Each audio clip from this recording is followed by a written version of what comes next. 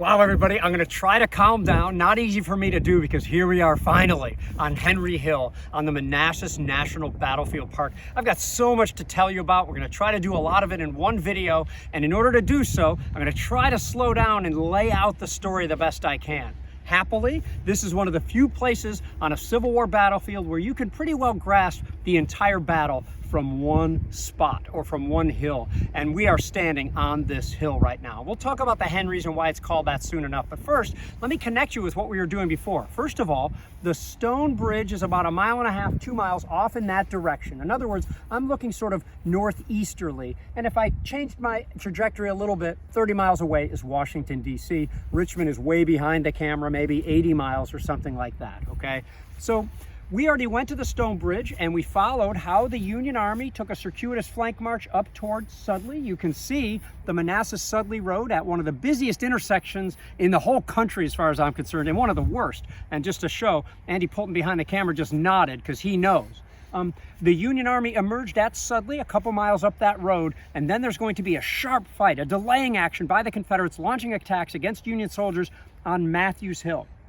Matthews Hill is above the stone house that you might be able to see the roof of off in the distance. You can see some of the stone house and its roof, and the hill above it is Buck Hill, and the hill above that is Matthews Hill.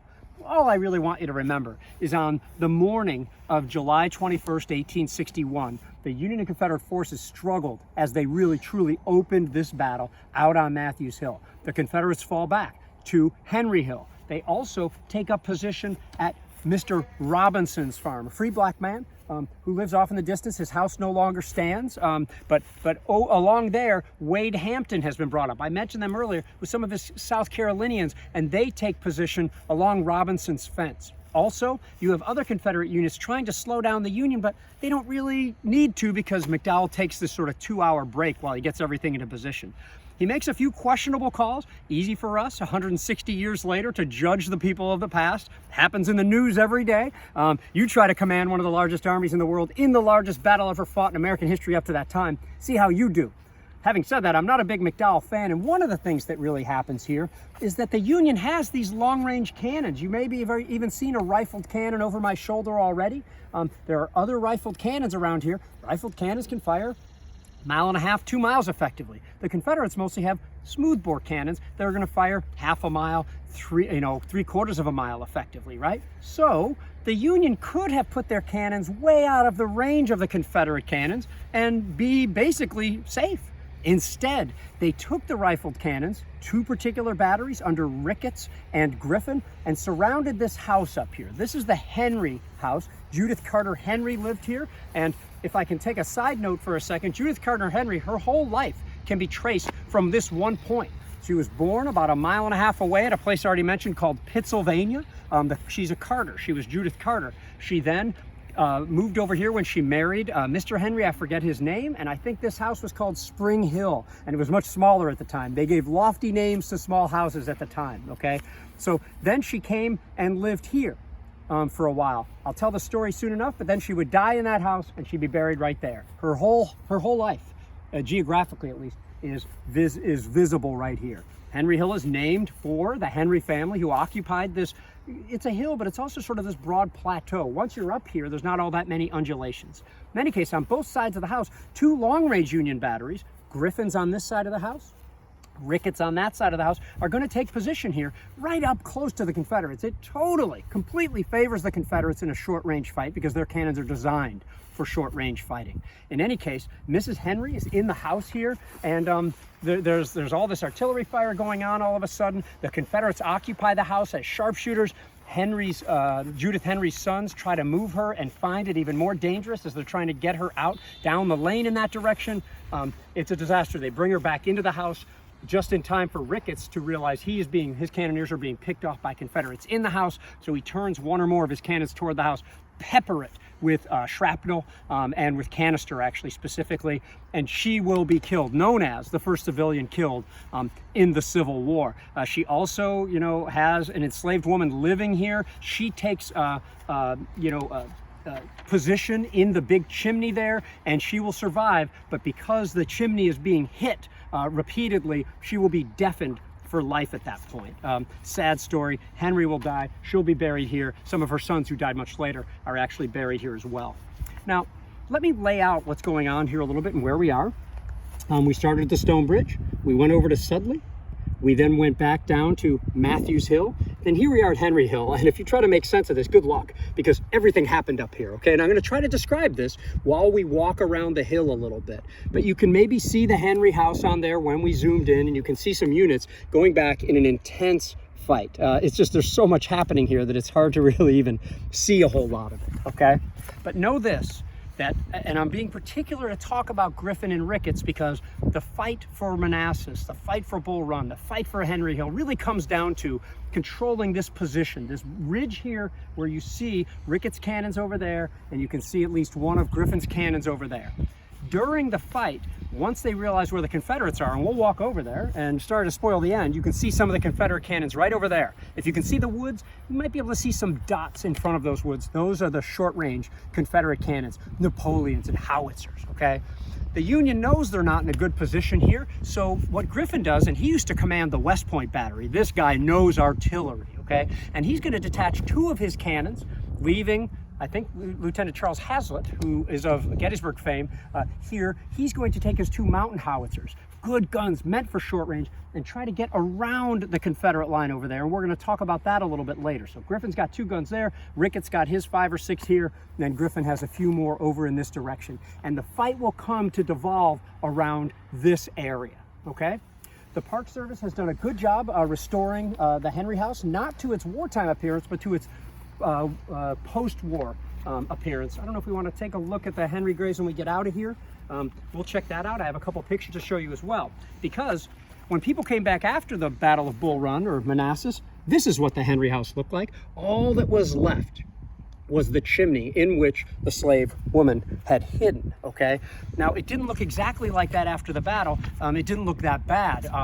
This was after the winter of the Confederates really, needing firewood and doing all that they could in order to survive and burning it down. One of the early pictures we actually have shows how small the Henry house, Spring Hill, if I'm correct, actually looked. We have 3 drawings and no pictures of it before it was dismantled largely for firewood. In any case, this photo here actually looks, sorry, Andy, let me do this again here. If you look toward the Henry house ruins here, you can actually look off in the distance and see Judith Carter Henry's house, the Pittsylvania house, the Carter Mansion, and the foundation of which still sits in the woods way off in that direction. So pretty cool stuff. Let's take a look inside the house. You're with the American Battlefield Trust. I'm Garry Adelman. It's Andy Poulton behind the camera, and we are walking around Henry Hill for Manassas 160. The park held their largest events over the weekend, where they had a band, they had all sorts of people out and everything like that. But they sometimes do interpretation in here. I'm gonna see if we can, no, we can't. Looks like the original chimney is still there, but it's not visible at this very moment. Henry's son, Hugh Fauntleroy Henry, actually used to give tours around Henry Hill, and we are to be thankful for him because he helped to mark the battlefield itself. A lot of the yellow signs around here were originally wooden signs that he put up while talking to officers and soldiers who had fought here in the battle. So the fact that we have some of this battlefield preserved and that we can understand it is really a lot due to Hugh Fauntleroy Henry. And I think for a quarter or 50 cents, he'd talk to you and take you around the hill. Pretty cool stuff. And we have pictures of him sitting on that porch, which is cool. Now here is one of the more famous things of the Battle of Manassas, or the Battle of Bull Run. This is, of course, the monument to the Patriots. Note, it does not say, this is not football here, it doesn't say which side it is really to. But on June 11th, 1865, a bunch of people gathered out here to see this monument that was constructed in one day. One day, they grabbed stone from the unfinished railroad bed there. They dedicated the monument, and they would, here's a close-up of it here. They would pose proudly on the monument. There's the monument's architect there. And sometimes you see famous people. There's Samuel Heintzelman, and there's Henry Benham over there, and I think Montgomery Meigs is somewhere in there as well. So there's William Gamble, the cavalry commander who actually had the place built and stuff. But check this out. Here it is that day, hot day. They did a similar monument on the Second Manassas Battlefield as well, except it has cannonballs stacked instead of this on here. The Park Service didn't take over till the 40s, and they realized this place, this monument was starting to fall apart, so they did work on it. And only then, after nearly a century, did they realize that those 200-pound parrot shells on there were live that whole time. I mean, and those are the kinds of shells that if they explode near you, they don't need to hit you with the shrapnel. You are disintegrated. So they're this very public danger was sitting there forever. Of course, nothing bad happened. And now those shells are safely disarmed and not original as far as I know at this point here. Come on. So it wasn't just cannons coming up here, right? The cannons came up, but I haven't said anything about the infantry yet. First of all, I think you know the story. Although Confederate soldiers fell back from Matthews Hill, they were greeted by reinforcements, right? I already mentioned that Thomas Jonathan Jackson shows up, and he's basically, generically speaking, occupying that whole wood line right there, okay? The guns are in front of there, the infantry is in support. Pretty good position to be in back there, right? The Union gave them time to get ready and steady themselves and everything like that, and more Confederates are on the way. And this is the story of the Battle of Manassas. As the day goes on, the Union starts to feed in all their forces, and they start to get weaker because they're launching most of the attacks piecemeal, a regiment at a time, 2 regiments at a time, while the Confederates, amply managed by Joseph E. Johnston, are constantly getting more reinforcements coming in from Port Tesi. That is where, closer to the railhead, where Joseph E. Johnston is going to position himself, and he can keep feeding troops in. Wherever the Yankees show up, the Confederates have some solid reinforcements here. The Union is going to launch some attacks toward the Confederates. The Southerners aren't having any of it, but eventually some Michigan and New York soldiers get in those woods behind the visitor center. By the way, it's a great visitor center there. They have a small museum, a great bookstore there, and a movie, and you can see the QR code for the American Battlefield Trust battle app there that you can scan, and it'll take you right to the place where you can download our free battle app to see a younger but equally hyper historian, looks a lot like me, about 11 years ago on a bunch of videos as well. Now, beyond there in those woods is where you're going to have Union soldiers enter those woods and compromise the Confederate cannons back there. Some of those cannons actually pull out at that point. The Confederates are going to start to push back on them. The 2 guns of Griffin that are on the other side of the visitor center, they are going to swivel toward the woods because they see some Confederates coming toward them at that point, right? But Griffin, he sees the enemy, but his boss, a guy named Major Barry, says, nope, that's not the enemy, they are your supports. Griffin said, no, sure as anything, those are the enemy. He's like, no, those are your battery supports. I know what supports are, okay? Griffin holds fire. The Confederates open fire from the woods, Stonewall Brigade and some others, and they are going to decimate that portion of Griffin's battery. The Confederates are ultimately going to capture those cannons over there, and you're going to have later afterward, I kind of like this, kind of a clapback deal, where after the battle, Griffin goes to Barry, well, do you think those were my battery supports now? And Barry was like, no, I must have been mistaken about that or something like that. So I like that people back then did that sort of stuff. Now, so that fight continues. The Confederates are starting to get, more of their jazz together. They're getting more infantry. Kirby Smith's brigade comes online. The 6th North Carolina shows up here, and the Union is running out of options. So they're going to try to launch attacks across this field. But by now, the Confederates are also coming in this way. Here they come out of the woods there. They've already captured, and they're going to try to hold Griffin's cannons over there. Now they're making a bid for Ricketts cannons. So let me stop there for a second there. At this point, you have more Union soldiers coming up. You've got Erasmus Kaiser Keyes Brigade over in that direction, but Wade Hampton is holding the Robinson farm there. You've got William Tecumseh Sherman now coming up, whose brigade will be bloodied more than any other Union brigade that fought here. And the Confederates are bringing up more troops. So let's stop for a second and walk a little bit further. If you haven't seen this, I'm looking forward to showing you. It's one of the cooler things you'll see on this or even any other battlefields as well. In the meantime, this is just great. If you come to Manassas, there are more than 50 miles of walking trail more than 40 miles of walking trail, and you can walk all around, but just the 1 mile loop trail around Henry Hill going out to the Robinson farm and then around to some of the places we're going. It's a great little walk, and you can really understand the battle well, especially if you have the Trust Battle app. Now, Robinson, I already mentioned, is a free black man. He later files a petition because, if your home was destroyed by Union soldiers, your property or your crops, you could file a claim long after. Few people got the payouts that they deserved. Ultimately, he would get a payout long after the Civil War, but allowing him to actually expand his house. His house was still standing until sometime in the 20th century. I can't remember exactly when. In the meantime, I think some of his kids are seen around and are actually going to work and help around a tavern and a coffee operation owned by Gideon and Jane Starbuck. They couldn't make it go in the stone house over there, and I like to call it the United States' first failed Starbucks location. Sorry, I couldn't resist. So here we are walking up to closer to the Confederate position here on Henry Hill. You know, it's easy for me to confuse you here and confuse myself, so let me try to lay it out. Imagine Confederates in the wood line, all that you see there. By this time in the battle, the cannons are becoming a non-issue. This is going to be an infantry fight.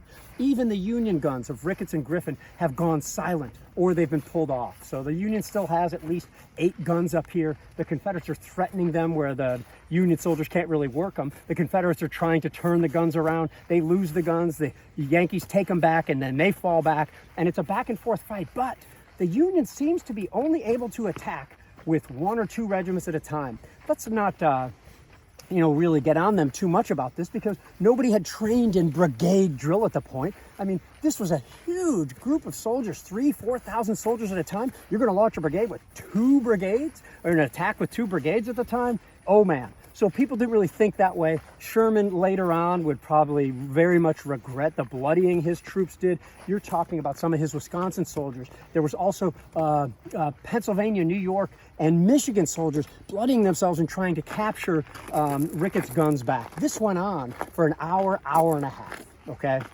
As part of this fighting, of course, you have 2 pretty well-known combat commanders here. Bernard B., you know him, he's going to name Stonewall Jackson before the day is up, and Francis Bartow, Savannah, Georgia. And Bartow is up here commanding a brigade, but he's got, he's kind of a Georgia man. He's got the 8th Georgia, and he's getting ready to lead one of the many. Just try to sort them out. And to do so, you can read John Hennessy's book, The End to Innocence. It's an older book, but it stands up very well, to kind of understand it. I like Jack Davis's book, The Battle of Bull Run, except it's a little bit less on the tactics, so you might not understand the fighting as well. He is leading his soldiers into battle, Bartow is, when he is, shot. And he said, "They've killed me, boys, but don't give up the fight." Now, within 2 or 3 months of the battle, 2 engravings are actually made, okay, showing this sort of scene. I already pointed this out. This is Judith Carter Henry's house. You can see the battlefield in the distance, and here it is, an early monument saying, "They have killed me, boys, don't give up the fight," okay? You can see it's sort of a round monument, right? Well, let me show you one of my favorite things on here, because by the summer of 1862, that monument was gone. We don't know what happened to it. There's all sorts of suggestions about what might have happened when the Union soldiers came and took possession here. But what I do know is that the base of that monument is still here. Do you see the circular impression here right on it? This is the base of the temporary Francis Bartow monument that was here in 1861 and might have been here until, the spring of 1862. We don't know. So this is, let me say it with great reverence, the base of the first Civil War monument. And I hate using superlatives, but I don't know of another memorial, a stone memorial, put up to soldiers before September of 1861. This is pretty early stuff here. Now, Bernard B., for everything he's doing, he is active. Remember, he thought he was going to miss the fight. He was angry. He was being sent to this part of the battlefield. Oh, somebody said, "Are we going to see some fighting today?" He's like, "No, we're going to hear it. We're going to hear the music of battle, but we're being sent off to nowhere." Of course, B will be in the thick of it and really help the Confederate cause here. After the troops fell back from Matthews Hill, they gather back that way, and a couple hours later, not right then, but a couple hours later, he was heard to say by 3 different soldiers, 2 in the 4th Alabama and 1 from one of the other units that was there, something to the effect of, "There stands Jackson like a stone wall. Let's go to his assistance." All 3 accounts talked about, let's go to his assistance, okay? Not, "There stands Jackson like a stone wall, rally around the Virginians." John Hennessy has done all this work, and it's really well done. There was nothing to rally to, okay? The Union had already fallen, Confederates had already fallen back hours earlier. They were already rallied. All the accounts say that they're going to help Jackson. They're not rallying around Jackson. Jackson's standing there. He wants to move forward. Let's help him. And so they did. And it was attacks like that that helped actually the Confederates to capture Griffin's guns and then the rest of Ricketts' guns as well. Okay. People then go further and say, there stands Jackson like a stone wall was meant to be derogatory, like B was making fun of Jackson. He's not moving. Let's move with him. It doesn't seem to be that either. I call it the myth of Stonewall Jackson. Not that the sobriquet does not fit. You know, Stonewall Jackson fits. He's a hard fighter. He is hard to move by all means, but let's get it right. Okay, there stands Jackson like a stone wall. Let's go to his assistance. By every account, all three of them, that's what Bernard B. said. He will be mortally wounded in the stomach not long after that, and there's a monument to him standing not far from here as well. With the tall grass, sometimes it's harder to see. Now, we're going to continue walking up the hill here, but I think I've already tipped the hat of a little bit about what's happening here. The Union keeps attacking 1 or 2 regiments at a time. The Confederates are counterattacking with 2, 3, 4 regiments at a time. And the Confederates have more reinforcements coming up. I already mentioned Arnold Elzey maybe is coming up. Came under the command initially of Kirby Smith. Smith is shot as soon as he gets here. So now you got Elzey. You got Jeb Stuart hanging out on the flanks. And here comes Jubal Early. New brigades coming up. The Union has one fresh brigade coming up after Sherman, and that is Oliver Otis Howard. I mentioned them earlier. These are the guys who march through the hottest part of the day in order to get here. Now, here, of course, does stand Jackson like a stone wall here. You know, we call it Jackson on steroids sometimes. It is sort of an Art Deco looking thing. He's a very muscular Jackson. It was put up around 1940, done by a guy named Joseph Paglia. Excuse me if I'm not getting the pronunciation right. But this has to be the most famous thing, along with the stone bridge, on the Manassas National Battlefield Park. Okay, this is Jackson's moment, and Jackson is going to be memorialized here, and so he is. Before we fully walk on, this might be the best view that we get, not only of the Confederate cannons over there, but you may or may not be able to see a small break in the woods. Well, that is the actual road to the house called Portici. It looks like I don't know, it's P-O-R-T-I-C-I, but it's Portici, and that's where Joseph E. Johnston is. You can take a park trail back to there and actually see there's a cemetery back there. And you can see where Portici once stood, but you can follow in the footsteps. And even, you know, along that very road, Jefferson Davis was coming up, and he ran into other soldiers on the way out. It might have actually been Stonewall Jackson, I can't remember. Here we are coming up back toward the visitor center. And I want to take the battle a little bit further as we get to some of the end here. So the Confederates keep getting stronger. Sherman has pounded himself against the Confederate position. The Confederates now solidify their hold upon, you can see it's a ridge if you'll pivot over there, Andy. You know, their hold on that ridge. Now they are strongly posted along that ridge. They've got Griffin's guns, a couple of Griffin's guns, and all of Ricketts' guns heartily in their possession. And now, what's next, okay? The Union is still occupying Sudley Road that is beyond it. It's a nice road cut. And the Confederates are going to try to outflank them. So I already mentioned the 6th North Carolina shows up around here. And up comes Elzey, and I already mentioned this in Early. So they're starting to get around. The Union sees this. In fact, between Sherman and Howard, McDowell's thinking, I'm going to win here. I got 5,000 more soldiers. Well, first of all, the Confederates have more fresh soldiers, largely due to Joseph E. Johnston, but also the Confederates are in a better position here. They're going to roll over the Sudley Road and start to push toward Chin Ridge. So let's get the camera off in this direction here. Trust me, Chin Ridge, which you've been able to see from some parts of Henry Hill back then, is right beyond the visitor center. It's probably a half mile past the visitor center. And into Chin Ridge, up to Chin Ridge shows Oliver Otis Howard. And we're going to pick that story up when we get a little bit closer to it. But just know this, that they're the last ones to arrive on the battlefield. The Confederates already have their guns trained upon it, and they're already surrounding Howard. I don't know who you'd rather be, the big Confederate line looping around or some New Englanders very hot in their first battle. I think you'd probably pick the Confederates at this point. So let's pause for a sec to take it down a notch. And this is not an upper, and I'm sorry for that. In March of 1862, the Union photographers came here and recorded some pictures. I've already shown you a lot of them, and on top here is a panoramic picture. Incredible. Taken from near the Robinson farm or house, and in it you can see the Henry chimney there. And you can see several other things, and you'll just have to trust me. But this is what Henry Hill looked like in March of 1862, just months after the Battle of Manassas, okay, or the Battle of Bull Run. Now, They also got pictures, 3 of them, taken of a water hole with graves around it, okay? And in one of the pictures, you can actually blow it up and blow up on that grave and see that it's the grave of JTM, Lexington, Virginia. Only one person fits. It's John T. McCorkle. He's a 23-year-old school teacher, 24, I mean, from Lexington, Rockbridge Grays, Stonewall Brigade. And maybe that's the best we can do for him, see where his temporary grave was. A Wisconsin soldier noted where these graves actually were on a map, and I think I'll show you that next in a second, so that we know roughly where the water hole was. Here. Small water hole surrounded by rebel graves, okay? And by the way, here's the other 2 versions of the pictures and where I talk about McCorkle in this book here. So another thing I noticed was that in the background of some of these pictures, you could see a distinctive tree sticking up. So there's like a blow up there, and you can see it over here. Do you see this tall angle tree sticking up? Well, so that's in the panorama from Henry Hill, but I can see that same tree in a blow up from this one. Long story short, this water hole was located right here.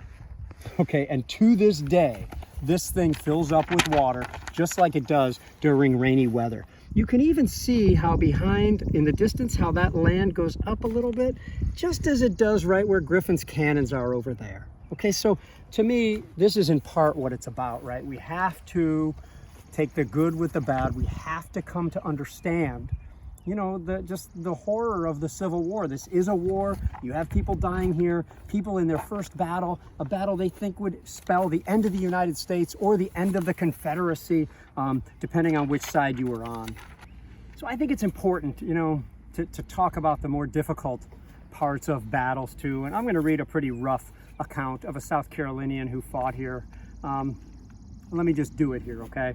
This is, you know, right over there, not far from Griffin's guns, probably a little bit closer to the Sudley Road, but in this general vicinity.